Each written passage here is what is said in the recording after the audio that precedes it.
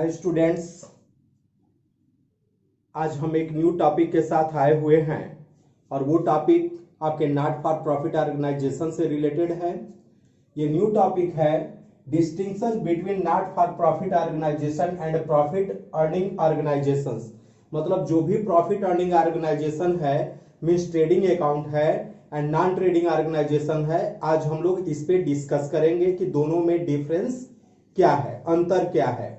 Okay, तो देखते हैं। इस ये आपके बेसिस ऑफ डिस्टिंक्शन है, कुछ ये आपके बेस बनाए गए हैं, इसी के आधार पे हम लोग ये डिफरेंस को फाइंड आउट करेंगे। और ये आपके नॉट फॉर प्रॉफिट ऑर्गेनाइजेशन में क्या जाएगा, और प्रॉफिट अर्निंग ऑर्गेनाइजेशंस, इसी को दूसरा नाम बिजनेस फर्म है।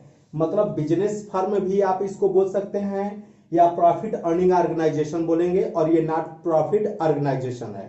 ओके, तो चलिए मेरे भाई हम लोग इसको देखते हैं। ये फर्स्ट आपका बेसिस ऑफ डिस्टिंक्शन, ये मेन आपके पॉइंट है, आप अपने दिमाग में रख लो, अपने माइंड में ये रख लो कि मेन ऑब्जेक्टिव पहला पॉइंट, सेकंड आपका फाइनेंशियल स्टेटमेंट्स है, थर्ड सरप्लस और डिफिसिट है, फोर्थ डिस्ट्रीब्यूशन ऑफ प्रॉफिट है, and fifth capital versus capital fund है। ओके, तो हम लोग इसी बेस को ध्यान में रखते हुए ये आपके पॉइंट आप अपने इसको माइंड में एकदम बैठा लो। जब आप अपने इसको अपने माइंड में जब रख लोगे तो आराम से इन दोनों में आप मैटर को लिख सकते हैं। ओके, तो देखते हैं फर्स्ट आपका मेन ऑब्जेक्ट्स क्या है। मैंने आपको बताया था कि नॉट फॉर प्रॉफिट ऑर्गेनाइजेशन का जो मेन ऑब्जेक्ट्स होता है वो सर्विस प्रोवाइड करना होता है। क्या होता है? सर्विस प्रोवाइड करना होता है। लेकिन जो प्रॉफिट अर्निंग ऑर्गेनाइजेशन है, देख रहे हैं कि इसी का नाम प्रॉफिट अर्निंग, इसका मेन मोटो प्रॉफिट अर्निंग है। मेन ऑब्जेक्ट्स क्या है? प्रॉफिट अर्न करना है। ये नॉट प्रॉफिट ऑर्गेनाइजेशन का मेन ऑब्जेक्ट्स क्या होता है? सर्विस प्रोवाइड करना, सेवा करना। ठीक है, सेवा करना। और ये नॉन प्रॉफिट अर्निंग ऑर्गेनाइजेशन का मेन ऑब्जेक्ट्स क्या होता है? प्रॉफिट अर्न करना। क्लियर मेरे भाई? तो हम लोग इस पे आगे डिस्कस करते हैं कि इसका मेन ऑब्जेक्ट्स क्या है। The main object of such organisation is provide service. इस ऑर्गेनाइजेशन का मेन क्या है मोटो? सर्विस प्रोवाइड करना होता है। बट आप प्रॉफिट अर्निंग ऑर्गेनाइजेशन में आप कह सकते हैं the main objective of such organisation to earn profit. ये जो आपके ऑर्गेनाइजेशन दिख रहा है, इसका मेन ऑब्जेक्ट क्या होता है? प्रॉफिट अर्न करना। क्लियर? अब हम लोग सेकेंड पॉइंट, आपका जो बेस ऑफ डिस्टिंक्शन है वो आपका फाइनेंशियल स्टेटमेंट्स। क्लियर? तो आपको ये पता है, मैं आपको बार बार बता रहा हूं कि ये अपने बिजनेस का, जो नॉट प्रॉफिट ऑर्गेनाइजेशन है, ये अपने बिजनेस की पूरी हिसाब किताब या रिकॉर्ड मेंटेन करने के लिए, या आप अपने फाइनेंशियल स्टेटमेंट के अंतर्गत पहला रिसिप्ट्स एंड पेमेंट अकाउंट बनाती है, दूसरा इनकम एंड एक्सपेंडिचर अकाउंट बनाती है, और तीसरा फाइनेंशियल पोजीशन को फाइंड आउट करने के लिए बैलेंस शीट बनाती है। क्लियर?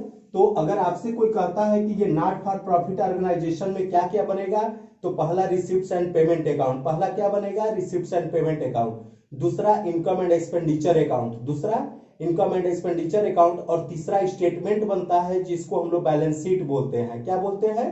बैलेंस शीट बोलते हैं।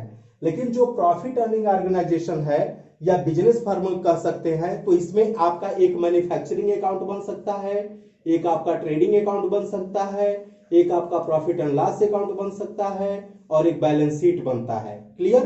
तो आपके फाइनेंशियल स्टेटमेंट के अंतर्गत नॉट फॉर प्रॉफिट ऑर्गेनाइजेशन में आप मेन तो 3 बनाएंगे, 2 अकाउंट होगा और एक स्टेटमेंट होगा।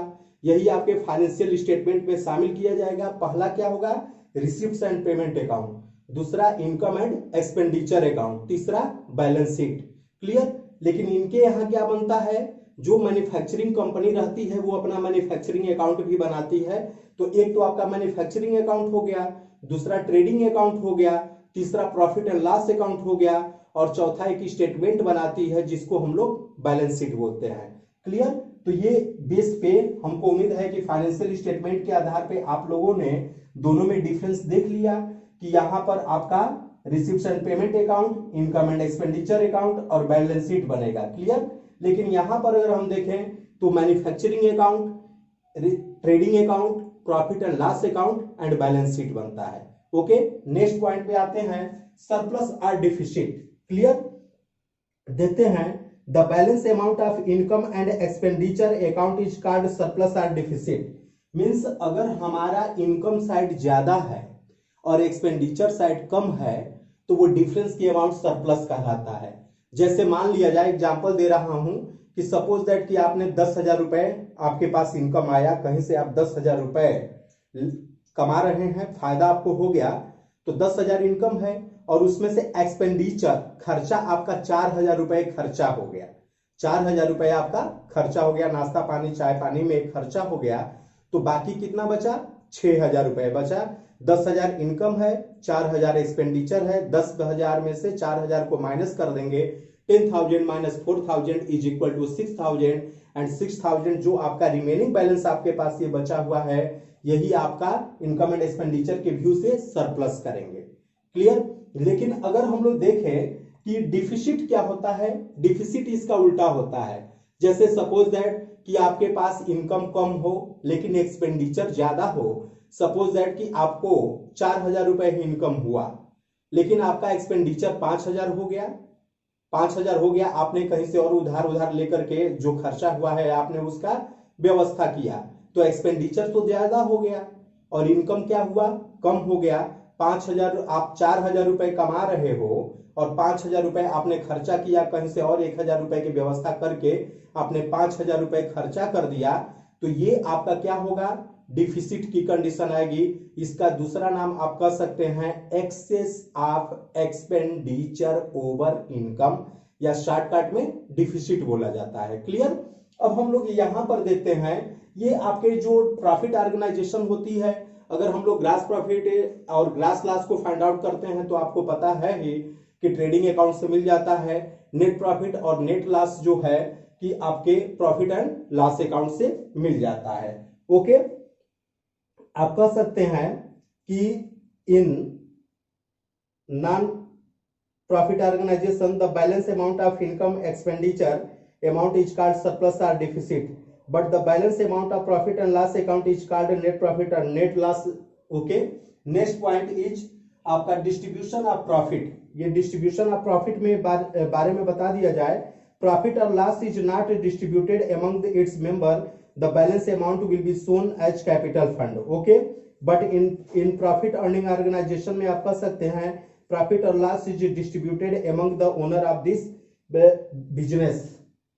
आप जरा देखेंगे, ये जो भी मैंने अभी आपको बताया था कि जो नॉन प्रॉफिट ऑर्गेनाइजेशंस की जो भी आपकी इनकम होती है, प्रॉफिट होती है, तो ये इनकम या प्रॉफिट आपके पास जो भी होता है वो हमारे कैपिटल फंड में ऐड कर लिया जाता है। बट यहाँ पे जो प्रॉफिट होती है, जो भी ओनर्स होते हैं या मेंबर्स होते हैं या शेयर होल्डर होंगे, तो उनको जो है कि ये प्रॉफिट ऑर्गेनाइजेशन की जो भी प्रॉफिट होगी उनमें डिस्ट्रीब्यूट कर दिया जाएगा। क्लियर?